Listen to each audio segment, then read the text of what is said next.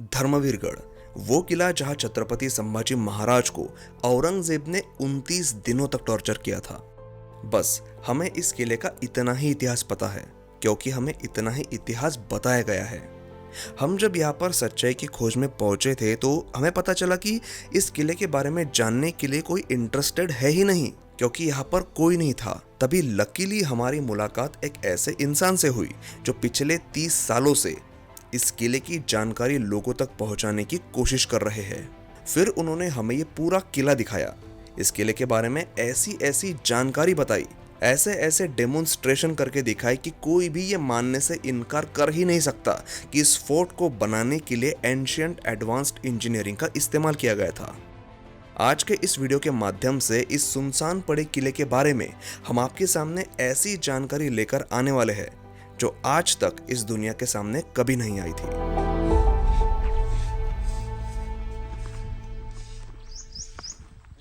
यहाँ से अगली जो इन्फॉर्मेशन है अभी सर देंगे। सर आपका नाम? मेरा नाम लक्ष्मण दत्तात्रेय नाइकवाड़ी है। शुरुआत हम इस किले के नाम से ही करते हैं। इस किले का नाम पहले बहादुरगढ़ था, लेकिन वो नाम इसे खुद बहादुर खान ने ही दिया था। लेकिन इस किले का इतिहास बहुत पुराना है। इस गांव का नाम पेड़गांव है और इतिहास में इस किले का सबसे पहला जिक्र पेड़गांव का किला इसी नाम से मिलता है। ये किला यादव काल से भी पुराना है। उसके बाद ये किला निजाम शाही के कब्जे में आया। उसके बाद ये किला मुगलों के पास आया और उसी समय मतलब छत्रपति शिवाजी महाराज के समकाल में बहादुर खान को यह किला सौंपा गया। तब उसने इस किले का नाम बहादुरगढ़ रखा था। आज ये किला धर्मवीरगढ़ के नाम से जाना जाता है क्योंकि इसी किले पर छत्रपति संभाजी महाराज ने अपना धर्म बदलने से मना किया था और उसके बदले औरंगजेब के अत्याचार सहे थे। जब छत्रपति संभाजी महाराज को संगमेश्वर में धोखे से पकड़ा गया था तब उन्हें इस किले पर लाया गया था और यही वो दरवाजा है जहां से छत्रपति संभाजी महाराज को लेकर गए थे। उस समय के मुगलों की सेना में मौजूद एक समकालीन चित्रकार ने मराठा इतिहास के उस सबसे दुर्भाग्यपूर्ण क्षण की पेंटिंग निकाली थी। उसमें उसने दिखाया था कि छत्रपति संभाजी महाराज और कवि कलश को जोकरों के कपड़े और टोपी पहनाई गई थी। गले और हाथों में लकड़ी फंसाई गई थी।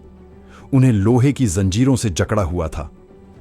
ऐसी अपमानजनक स्थिति में उन दोनों को संगमेश्वर से यहां लाया गया था और जिस रास्ते से हम जा रहे हैं उन दोनों को इसी रास्ते से किले की तरफ ले जाया गया था। यह किला 100 एकड़ से भी ज्यादा क्षेत्र में फैला है और इस किले को पहले 4 दरवाजे हुआ करते थे और इस किले पर यादव काल के बड़े ही खूबसूरत और गजब के मंदिर मौजूद है जो हम किले के अंदर देखने वाले हैं। और उस सवाल का जवाब भी जानेंगे कि औरंगजेब ने अपने समय में वो मंदिर तोड़े क्यों नहीं, क्योंकि कई सारे पॉलिटिशियन लोग जिन्होंने कभी इस किले को देखा भी नहीं, वो अपने एसी के कमरे में बैठकर ये दावा करते हैं कि अगर औरंगजेब इतना ही क्रूर था तो उसने यहां के मंदिरों को क्यों नहीं तोड़ा। औरंगजेब दक्खन में खासकर छत्रपति संभाजी महाराज को पकड़ने के इरादे से ही आया था, लेकिन उसे ये दिन देखने के लिए 9 साल का इंतजार करना पड़ा। कोई भी मुहिम ज्यादा से ज्यादा 2 या 3 साल की होती है, लेकिन औरंगजेब की यह मुहिम बहुत लंबी चली थी। उसे अपने 5 लाख सैनिक और 2 लाख जानवरों के साथ पूरे दक्खन में 9 सालों तक भटकना पड़ा था। इसीलिए वो और उसके सैनिक पागल हो चुके थे। 9 साल के बाद मिली इस जीत का जश्न कैसे मनाया जाए ये उन्हें समझ में नहीं आ रहा था। इसीलिए रास्ते में वो उन दोनों पर कभी पत्थर बरसाते तो कभी उन्हें तलवार और भाले से नोचते थे। किले के मुख्य भाग की ओर बढ़ने से पहले थोड़ा बहुत हम इस शहर के बारे में जान लेते हैं। उस समय सिर्फ बुरहानपुर ही नहीं बल्कि ये पेड़गांव भी बहुत अमीर शहर हुआ करता था। यहां भी सोने चांदी का और महंगी चीजों का व्यापार होता था। इस किले में बहुत सारा पैसा हुआ करता था। बस इस गांव की बदनसीबी ये है कि इसका इतिहास ज्यादा लोगों को नहीं पता। इस गांव में भी अमीर लोग रहा करते थे। यहां सारी सुख सुविधाओं वाले घर मौजूद हुआ करते थे। हर एक घर में मिट्टी की पाइपलाइन द्वारा पानी पहुंचाया जाता था। उस पाइपलाइन के अवशेष आज भी हमें दिखाई देते हैं और जब हम उस पाइपलाइन के अवशेषों के पास जाएंगे तब मैं आपको एक ऐसी बात बताऊंगा कि इस किले को मुगलों ने बनाया होने का जो दावा किया जाता है वो झूठ साबित हो जाएगा। छत्रपति संभाजी महाराज की बदनामी करने वाले अक्सर ये कहते हैं कि वो अपने पिताजी छत्रपति शिवाजी महाराज से गुस्सा होकर मुगलों के साथ शामिल हो गए थे। ये सही है, लेकिन उसके पीछे भी उनके पिता छत्रपति शिवाजी महाराज की ही चाल थी। और ये मैं आपको यहाँ इसीलिए बता रहा हूँ क्योंकि जब वो मुगलों से मिले थे तब वो इसी किले में आकर रुके थे। लेकिन जैसे ही औरंगजेब को इस बात की भनक लगी और उसे छत्रपति संभाजी महाराज का असली उद्देश्य पता चला, तब औरंगजेब ने उनके खिलाफ फतवा जारी किया और वो जहां भी मौजूद हो उसी जगह उन्हें मारने के आदेश दिए थे। ये फतवा जारी होते ही छत्रपति शिवाजी महाराज ने उन्हें ये खत लिखा था कि तुम पेड़गांव से जल्दी निकल जाओ। छत्रपति शिवाजी महाराज के गुप्तचर हर जगह फैले थे।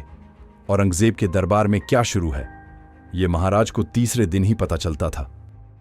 अपने पिताजी का खत मिलने के बाद छत्रपति संभाजी महाराज इस किले से निकल गए और 13 जनवरी 1680 को वो पन्हाला किले पर अपने पिताजी से मिले।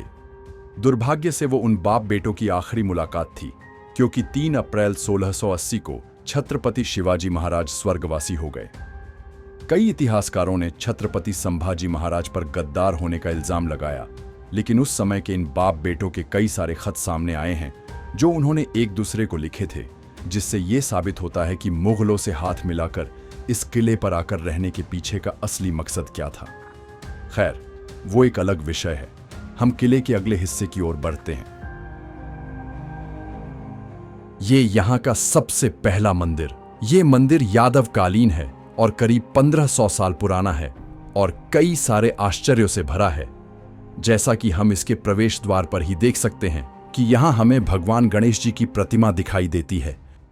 लेकिन जैसे ही हम इस मंदिर के अंदर जाते हैं, अंदर के दरवाजे पर भगवान गणेश जी नहीं बल्कि भगवान महावीर की मुद्रा बनाई गई है, जिससे हमें पता चलता है कि आज के समय में जिस तरह से जैन धर्म को एक अलग धर्म माना जाता है, वैसा पहले के समय में नहीं था। पहले जैन धर्म को हिंदू धर्म का ही एक अलग पंथ माना जाता था और इसीलिए बाहर के प्रवेश द्वार पर हम भगवान गणेश जी की प्रतिमा देख सकते हैं और अंदर के द्वार पर पद्मासन की अवस्था में बैठे भगवान महावीर की। और तो और इस मंदिर के गर्भगृह में भी भगवान महावीर की ही मूर्ति थी। लेकिन बहादुर खान के हाथ में जब यह किला आया तो उसने इस मंदिर में मौजूद मूर्तियां तोड़ डाली, ऊपर का कलश भी तोड़ा और जितना नुकसान इस मंदिर का वो कर सकता था उसने उतना नुकसान किया। इस समय जो मूर्ति यहाँ गर्भगृह में रखी हुई है वो यहाँ की असली मूर्ति नहीं है। पेशवाओं के समय में जब ये किला फिर से स्वराज्य में आया था तो गांव वालों ने इस मूर्ति को इस मंदिर में स्थापित किया था, क्योंकि अगर आप गौर करोगे तो इस मूर्ति का आकार इस महिरप से बिल्कुल मैच नहीं होता।